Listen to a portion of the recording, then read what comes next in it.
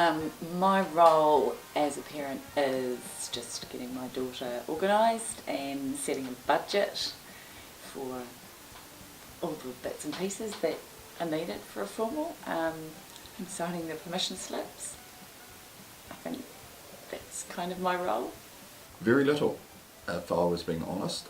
It's one of those things we entrust our social prefects to do. Mrs. Evans plays a role in sort of the logistics around the formal.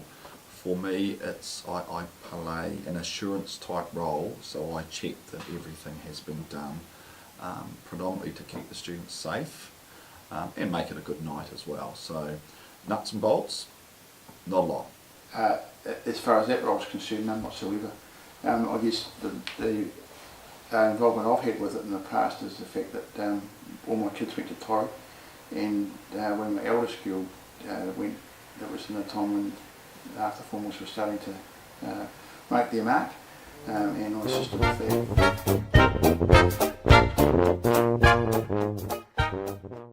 No, and neither has the budget. I don't know. The formal has. I can speak for that because when I was a younger lad, we used to have our formal in Hislop Hall, and the decorations would be fairly basic. I don't know if you remember the old milk bottle tops and tin foil. They used to hang down from the roof, and it was, retrospectively, it was pretty interesting, pretty plain.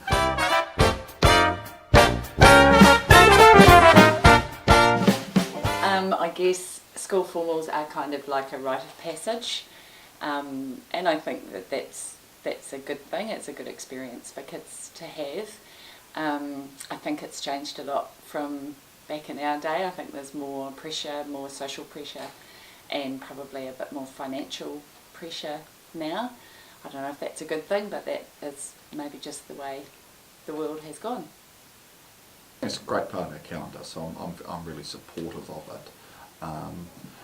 In the last, the 3 formals that I've attended have been really successful and really enjoyed it. The formal itself, it's a great idea. Everybody gets done up to the nines. You get to play grown-ups. It's a very well run, well regulated, and a fun night. I don't think I've heard anybody actually complain about the fact that it's been boring or terrible or whatever. And there's a lot of work goes in from you guys in relation to decorating the hall, and obviously poor mum and dad have got to put their hand in their pocket for gowns and all the rest of it. So no, it's a really good affair. I think I highly recommend any school being involved in.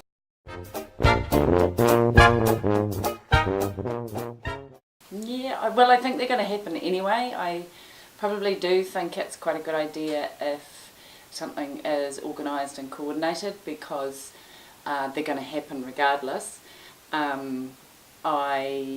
I don't know yet obviously about this year's one, but last year's one I did think it was pretty well organised in terms of parents being involved and me having to go and sign in the alcohol.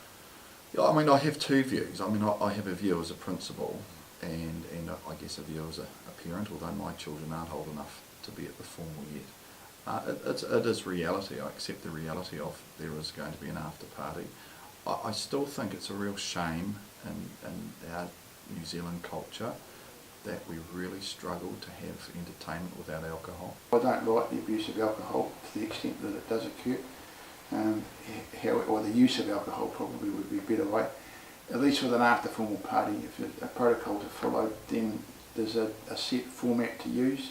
It's regulated, it's supervised, and if anybody does sort of misbehave, they're in an environment where they can be cared for.